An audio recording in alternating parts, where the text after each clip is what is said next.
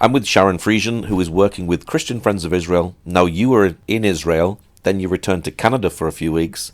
Then October the 7th happened, but you came back. Why did you come back to Israel? We were committed to come to Israel because God called us here.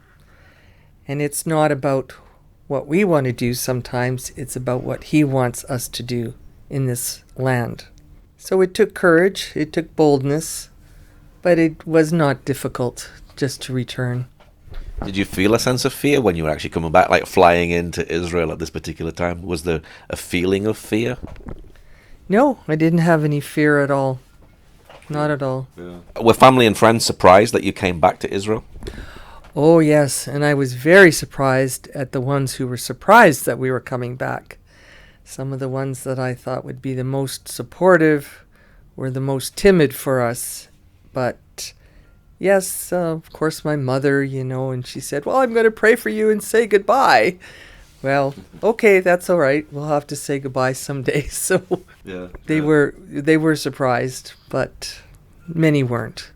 Since you've came back, has the ministry been different since October the 7th? Yes, it has been different. We have had the opportunities to support the people that have been displaced from their homes. We've also had the opportunities to give more to the IDF soldiers and practical clothings, and also people with emotional support that was triggered maybe from previous trauma times here. So a lot of emotional support as well. Has it been scary running to bomb shelters or hearing rocket sirens going off or even watching when Iran fired rockets over and seeing them in the sky? Has that been a scary time? I don't know if it was scary as much as another experience here in Israel. Of course, you kind of take a little bit of anxiety on you, but then we just moved over to our second room, which has a bomb shelter effect for us.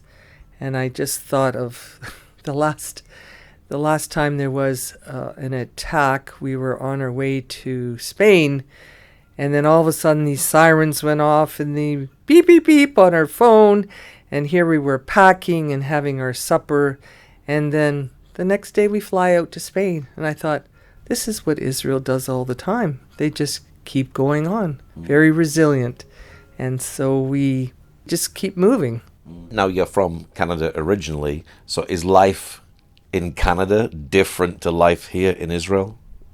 Life in Canada, well, yes, I would say it's a bit boring. Sorry, Canadians. But Israel is an adventure. Every day there's something new, and I believe that's also part of my personality, that I gravitate to adventure. So this is why I believe God brought us to Israel and has equipped us to be in Israel. Now, you're here in Jerusalem, and technically there could be a terrorist attack at any moment as you're on the streets in Jerusalem. How do you cope with that? Do you think about that when you're on the street?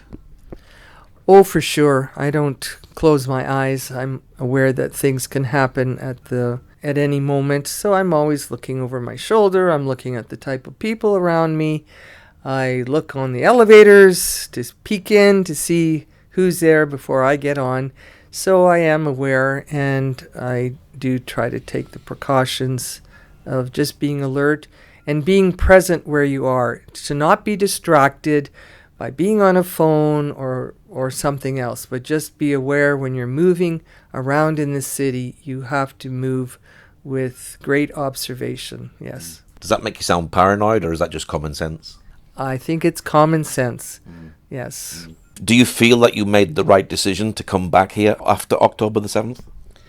Yes, we made the right decision, and it's our conviction to be here. So we have peace about it, and we just keep carrying on with the next phase of the opportunities put before us. Has the war given you opportunities that you wouldn't have normally had? Oh, for sure. I have many people, Jewish friends, who look to me, and I'm not even aware of it, for hope. They said just my being here gives them hope. And I don't want them looking to me, but I say, well, my hope is in God, and He's in me, and that hope can be yours as well. So it gives them hope that we're here, and they know that they're not alone because they feel the world hates them and they don't have any friends. So the fact that we're here and we chose to come back when the war started says a lot more than if we were just staying here through the whole time.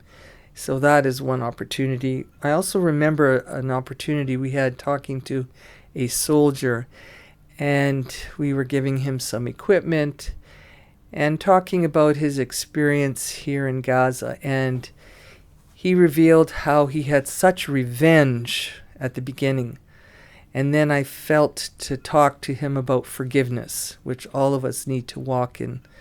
And it touched him. I could see it touching his heart, and he realized, yes, he had to forgive, and he allowed us to pray for him, and I believe that he will walk more in that forgiveness, because revenge was just eating him up, and that was not healthy. And of course, you wouldn't have met these people if you'd been staying in Canada, would you? Oh no, not at all. So wherever I walk and wherever I am, it's an opportunity to encourage the people of the land. Are you seeing God keep Israel during this time? Yes, as I tell many of my Jewish friends, there would be no Israel if there was no God. I mean, if you look at the history and the years and the decades and the centuries, God has kept Israel. And he's going to keep Israel because that's his promises in the Word. And many Israelis asking, why did God allow this to happen on October the 7th? Yes, they do question, and they're perplexed about this, and they wonder, well, if there was a God, why did this happen? But as we have learned now through more investigation of events, that it could have been a lot worse, because Hezbollah in the north, in Lebanon, was planning to do the same kind of attack from the north, but it didn't happen. So even though Gaza was horrible and terrific, it could have been a lot worse. Are Israelis frightened at this time? Very frightened. And their children are frightened. They're afraid they'll be kidnapped. They're afraid they will die.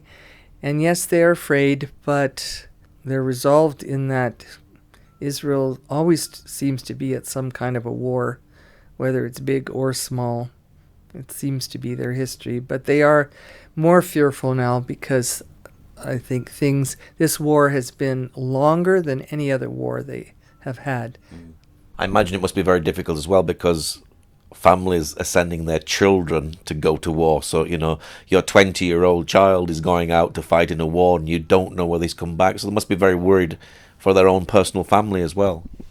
Yes, they are. And I think these parents are very brave, and their children brave to go out, because they're not only the protectors and defenders and the warriors for Israel, but also for the Western world, whether the West realizes that or not.